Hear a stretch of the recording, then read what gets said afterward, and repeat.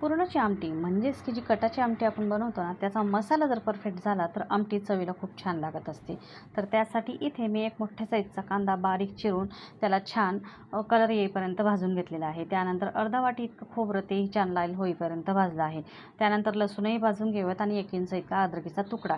त्यासोबतच इथे घालूयात 3 चमचे इतकी लाल चटणी, 2 चमचे इतका अंबारी मसाला, 2 चमचे इतका घरगुती काळा मसाला म्हणजेच की आपला खडा मसाला आणि सोबत घालूयात अर्धा चमच्याला थोडं जास्त इतका महाराजा मसाला. तर महाराजा मसाला घातला ना तर आमटीला चव खूप छान येत असते. त्यानंतर इथे घालूयात थोडेसे जिरं. हवं तर तुम्ही इथे थोडा कोथिंबीरही घातली तरीही चालेल.